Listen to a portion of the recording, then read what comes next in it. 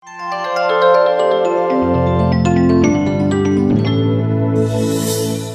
చిరుచింతల గ్రామంలో డాక్టర్ బాబు జగజ్జీవన్ గారి విగ్రహాన్ని ఆవిష్కరించుకున్నాం. ఆయన ఇది ప్రధానిగా బలహీన వర్గాలు, బడుగు వర్గాల ఆశా జ్యోతిగా డాక్టర్ బిఆర్ అంబేద్కర్ గారికి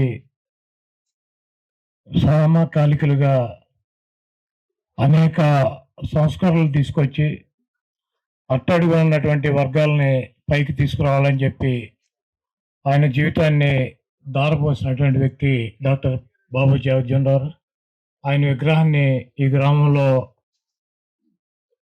పెట్టుకోవటం మంచి పరిణామం.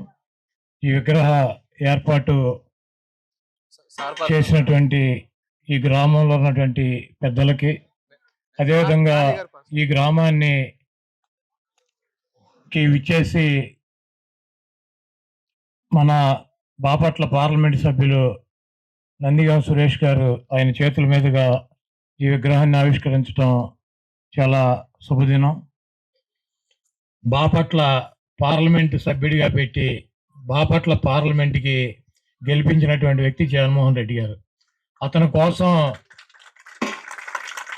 కోసం పార్టీ కోసం పనిచేసేటువంటి నిరుపేదల్ని నందిగాంలో జెడ్పీటీసీ, ఒక యాదవ్ సామాజిక వర్గానికి సంబంధించినటువంటి జెడ్పీటీసీ, 1 ఎకరం పొలం ఉంది. అతనికి మన మైలవరం సీట్ ఇచ్చాడు. బీసీ వర్గాలకు సంబంధించినటువంటి వ్యక్తికి, ఒక సర్పంచ్కి, ఒక ఇందిరమ్మ ఇంట్లో ఉండేటువంటి ఒక సర్పంచ్కి ఒక ఎమ్మెల్యే సీట్ ఇచ్చాడు.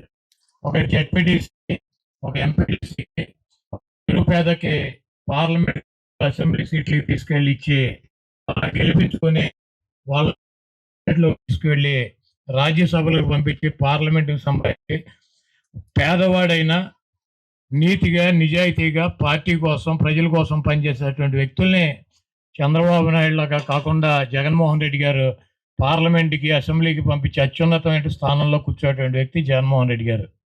చంద్రబాబు నాయుడు గారిని చూసుకోండి, గుడివాడలో సీటు 200 కోట్ల రూపాయలకి అమ్మేశాడు. వాడెవడో ఎన్ఆర్ఐ, గుడివాడకు సంబంధం లేదు, వాడు వెళ్ళిపోయేప్పుడు 30 ఏళ్ళు 35 ఏళ్ళు అయింది.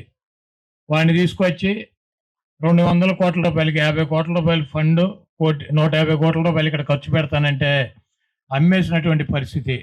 ఈరోజు చంద్రబాబు నాయుడు గారు డబ్బులు ఇచ్చే వాళ్ళకి రాజ్యసభలో పంపిస్తాడు, డబ్బులు ఇచ్చే వాళ్ళకి అసెంబ్లీకి పంపిస్తాడు, డబ్బులు ఖర్చు పెట్టే వాళ్ళకి పార్లమెంటుకి పంపిస్తాడు. సురేష్ లాంటి నిరుపేదల్ని, చిన్న కుటుంబాల్లో పుట్టినటువంటి వ్యక్తుల్ని పార్లమెంట్ అసెంబ్లీకి మంత్రులుగా ఆయన క్యాబినెట్లోకి తీసుకుంటున్నటువంటి వ్యక్తి జగన్మోహన్ రెడ్డి గారు. దీంట్లో చెప్పేటువంటి ఉద్దేశం పేదల పక్షాన, ఎస్సీల పక్షాన, బీసీల పక్షాన, ఎస్టీల పక్షాన, మైనార్టీల పక్షాన, నిరుపేదల పక్షాన జగన్మోహన్ రెడ్డి ఉంటే డబ్బు ఉన్నటువంటి కోటీశ్వరులను తెచ్చుకుని వాళ్ళకి పదవులు ఇచ్చి ఈరోజు అధికారం వస్తే మళ్ళీ వాళ్ళ కోసమే పనిచేసేటువంటి చంద్రబాబుని ఎన్నికల్లో మీరు బుద్ధి చెప్పాలని కోరుకుంటూ, మరి అంత దూరం నుంచి సురేష్ వచ్చి ఈ చిన్న కార్యక్రమంలో పాల్గొని మా అందరినీ సంతోషపెట్టినందుకు మరొకసారి ధన్యవాదాలు తెలుపుతూ సెలవు తీసుకుంటాం. అదేవిధంగా మనందరినీ కూడా బాధ పెట్టిన వ్యక్తులు వీళ్ళందరూ కూడా. ఎందుకంటే చంద్రబాబు నాయుడు అనే వ్యక్తికి కావాల్సింది ఏంటంటే కోటేశ్వరులు, పెత్తందారులు, లక్షల కోట్ల వేల కోట్లు ఉన్న వాళ్ళతో మాత్రమే రాజకీయం చేస్తాడే తప్ప మనబోటి వాళ్ళని, అంటే మనలాంటి కింద స్థాయి వ్యక్తుల్ని ఏనాడు కూడా ఆదరించిన వ్యక్తి కాదు చంద్రబాబు నాయుడు అనే వ్యక్తి. ఆదరించకపోగా మన జాతుల పైన, మన మాదిగలు, ఎస్సీ, ఎస్టీ, బీసీ, మైనార్టీల పైన అక్రమ కేసులు పెట్టి రకరకాలుగా 2014 నుంచి 19 దాకా అనగదొక్కే కార్యక్రమం చేశాడు చంద్రబాబు నాయుడు అనే వ్యక్తి.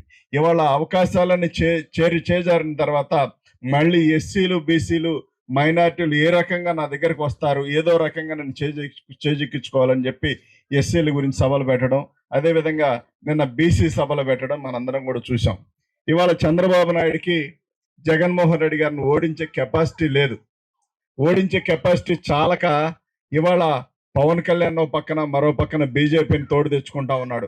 నిన్న చంద్రబాబు నాయుడు ఎమర్జెన్సీగా వెళ్ళిపోయి మరి ఢిల్లీకి వెళ్ళి రాత్రి ఎవరి కాళ్ళ మీద పడి ఏ రకంగా ఒప్పుకున్నారో మనకైతే తెలియదు. కానీ అక్కడికి వెళ్ళి బీజేపీ వాళ్ళు మాకు అవసరం లేదురా బాబు అని చెప్పి ఏ భారం లేన ఎవరు పిలవనప్పుడు కూడా, ఎవరు తలవనప్పుడు కూడా పిలవను పేరడానికి వెళ్ళి వాళ్ళ గుమ్మాల దగ్గర పడిగాపులు కాసి మళ్ళీ ఏం చేయాలని చెప్పి బీజేపీ దగ్గరికి పరిగెత్తుకెళ్ళిపోయి కాళ్ళ వేళ్ళ పడి లెక్క వేయకపోయినప్పటికి కూడా మరో రకంగా మరి బీజేపీతో పొత్తు పెట్టుకొని మరి జగన్మోహన్ రెడ్డి గారిని ఓడించాలని చూస్తా ఉన్నారు. నేను అనేది ఏంటంటే, వాళ్ళు జగన్మోహన్ రెడ్డి గారితో కాదు యుద్ధం చేసేది, మన జీవితాలతో, మన పిల్లల జీవితాలతో, మన కుటుంబాలతో యుద్ధం చేస్తా ఉన్నారు. ఎందుకంటే పేదవాడు పేదవాడుగానే మిగిలిపోవాలి, వాళ్ళు ఎప్పుడూ కూడా పాచి పనులు చేసుకొని ఇళ్లలో పాచి పనులు చేసి మేము మిగిల్చిన భోజనం మాత్రం తీసుకెళ్లాలనే భావం ఉన్న వ్యక్తి చంద్రబాబు నాయుడు. మనకు ఒకసారి మీరు అందరూ కూడా పరిశీలించుకొని మనకు ఎవరు కావాలి? మనకు తోడుండే నాయకుడు కావాలా, మనల్ని కించపరిచే నాయకుడు కావాలా? ఒకసారి గమనించుకోవాలి.